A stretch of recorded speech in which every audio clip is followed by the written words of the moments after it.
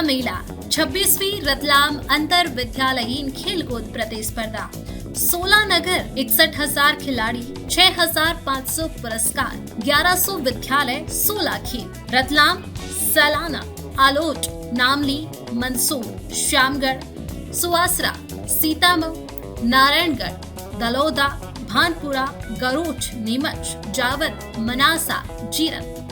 शुभारंभ समारोह रतलाम 20 दिसंबर 2025 दिन शनिवार प्रातः 10:30 बजे। कार्यक्रम स्थल नेहरू स्टेडियम रतलाम।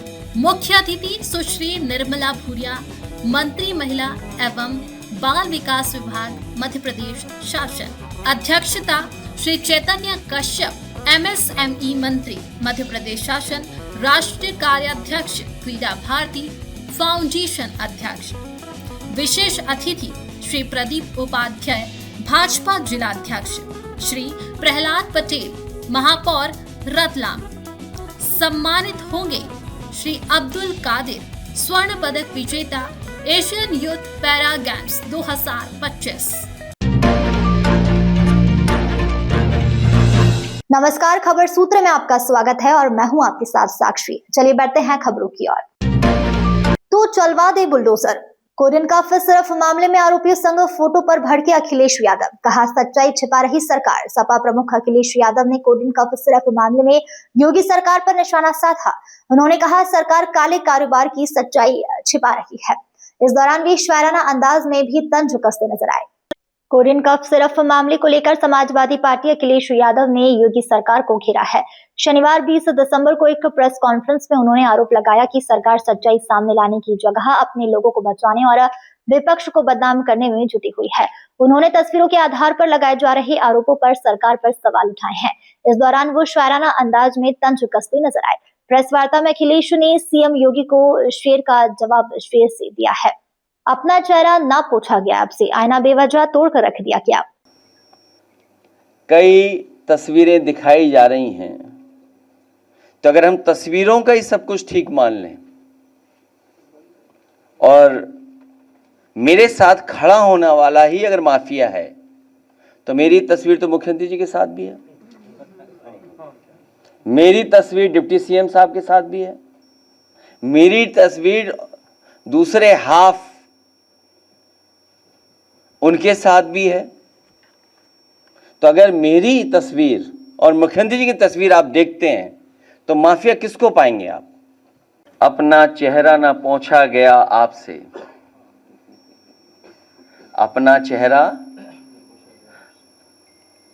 चेहरा ना पहुंचा गया आपसे, आईना बेवजह तोड़कर रख दिया। दरअसल कुछ दिनों से यूपी की राजनीति में कोरियन कफ सिरप का मुद्दा गरमाया हुआ है।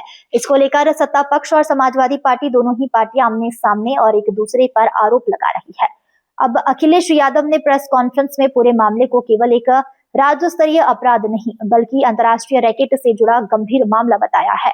उन्होंने कहा कई तस्वीरें दिखाई जा रही है, अगर हम तस्वीरों को ही ठीक मान ले और मेरे साथ खड़ा होने वाले ही अगर माफिया है तो मेरी तस्वीर तो मुख्यमंत्री और दोनों उप मुख्यमंत्री के साथ भी है। अखिलेश ने इस दौरान स्पष्ट शब्दों में कहा कि जो माफिया है उनके वहां बुलडोजर चलना चाहिए। अगर वो समाजवादी पार्टी का है जिसकी तस्वीर उन्होंने दिखाई, सपा की तरफ से मांग है कि जिनको आप समाजवादी पार्टी का बता रहे हैं, कालिन भैया, कोरियन भैया, जितने लोग हैं सब पर बुलडोजर चलवाया जाए। समाजवादी पार्टी की तरफ से मांग करता हूं कि जो माफिया है उन पर बुलडोजर चलना चाहिए। अगर वो समाजवादी पार्टी का है जिसकी तस्वीर उन्होंने दिखाई है, जिसका कई हजार स्क्वायर फीट में घर है, जिसमें वैल्यूएशन करने वाले भाग गए और फिर उससे जुड़े हुए जितने माफिया हैं और जो अधिकारी हैं, आप कंफ्यूज मत होइएगा। जो अधिकारियों का नेक्सस है, जो अधिकारियों की लड़ाई है, उसकी वजह से भी जनता को कुछ सच्चाई पता लग रही है। अगर कानपुर का अखिलेश दुबे की कोई जान बचा रहा है तो यही समाजवादी पार्टी है, समय समय पर उठाने की वजह से उसकी जान बची हुई है और पूरी सरकार लगी है कि उसको और कैसे बचाया जाए। उत्तर प्रदेश में तो कमाल चल रहा है। इसलिए हमारी समाजवादी पार्टी की तरफ से मांग है और हमारी तरफ से मांग है कि जिनको आप समाजवादी पार्टी का बता रहे हैं,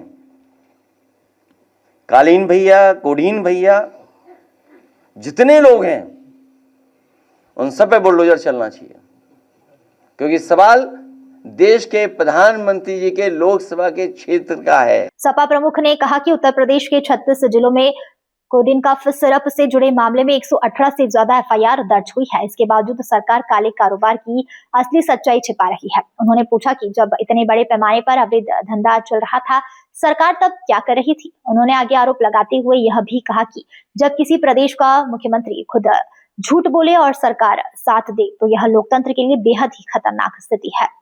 लखनऊ से संजय पाल की रिपोर्ट। दीपक यादव पूर्व विधायक कुछ हजार का फर्जी दिखा करके उसे जेल भेज दिया। अमिताभ ठाकुर पे कितने वर्षों पुराना निकाला केस, कितना पुराना। इसी तरह याद होगा रमाकांत यादव पर कितने साल पुराना केस निकाला। आदरणीय मोहम्मद आजम साहब की बात नहीं कर रहा हूं मैं अभी, कितने झूठे मुकदमे लगे। तो आप सोचिए क्या हो रहा है ये।